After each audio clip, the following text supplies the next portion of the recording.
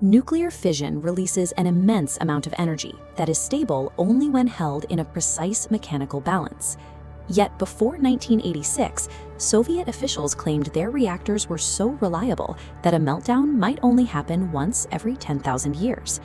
That confidence built the Chernobyl nuclear power plant. Located near the city of Pripyat in Ukraine, its newly constructed reactor number 4 was the crown jewel of Soviet atomic engineering. This cross-section shows the mechanical requirements of the reactor. The uranium rods generate enough heat to boil water into steam, which then turns electrical turbines. To keep the core from melting, the system must pump a continuous flow of water around the rods at all times. To manage the temperature, operators use control rods. These act as the brakes of the reactor. Made of boron, they slide down into the core to absorb the neutrons that drive the fission process, physically slowing the reaction. In this system, safety depends entirely on the operators maintaining a perfect balance between heat and coolant. By 1986, that human balance was about to fail. It is 1 a.m. on April 26th. A safety test that should have been conducted by the day shift has been pushed onto an exhausted night crew that has not been properly briefed on the procedure. The crew faces an immediate problem. A buildup of a byproduct called xenon is absorbing neutrons, causing the reactor's power to drop to just 30 megawatts, far below the 700 megawatts required for the test. Shift supervisor Anatoly Dyatlov ignores the safety protocols. Rather than shutting down the unstable reactor, he orders his men to force the power back up to meet the test requirements. The operators comply by manually pulling almost every single control rod out of the core. Out of 211 rods, only 8 remain inside, a direct violation of the safety rulebook, which required a minimum of 15.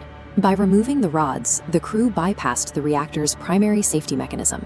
They had unknowingly entered a state of instability that the machine could no longer self-correct. 1:23 a.m. As the power surges out of control and the building begins to shake, a panicked operator hits the AZ5 emergency shutdown button.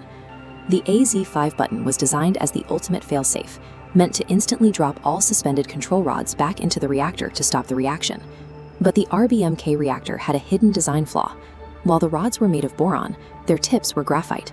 Graphite accelerates nuclear reactions. As the rods entered the core, these tips caused a momentary spike in reactivity, exactly when the reactor was overheating. The power output jumped to 33,000 megawatts, 10 times the reactor's capacity. The sudden surge of heat instantly vaporized the remaining cooling water.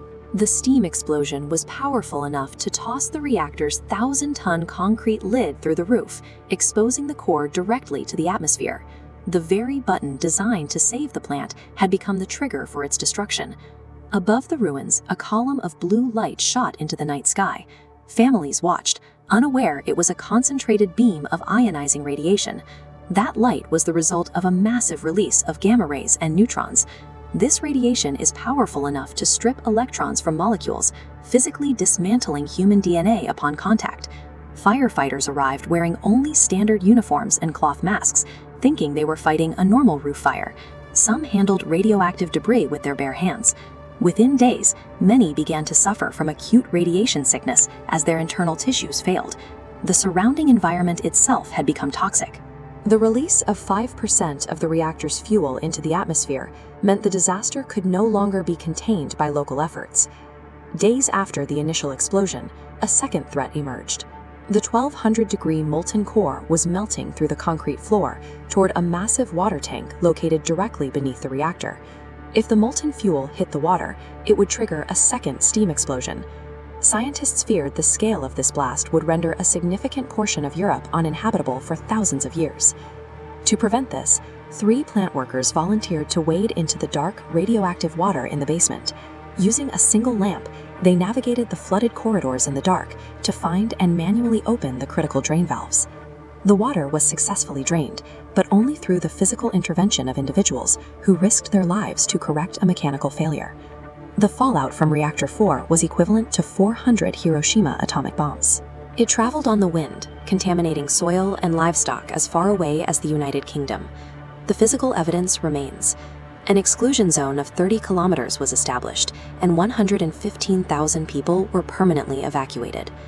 The surrounding trees died from radiation exposure, turning a rusted color that earned the area the name the Red Forest. To contain the core, 200,000 workers, known as liquidators, were sent in to build a concrete sarcophagus. They worked in short, desperate bursts to minimize their exposure to the lethal levels of radiation still emitting from the ruins. By 2010, the original sarcophagus was cracking. An international effort costing $3 billion was launched to build the new safe confinement, a massive steel dome designed to seal the reactor for at least the next 100 years. Chernobyl is now a permanent entombed legacy. It serves as a reminder that the stability of a nuclear reactor is entirely dependent on the humans managing it, and that a single failure of judgment can leave a scar on the Earth that lasts for centuries.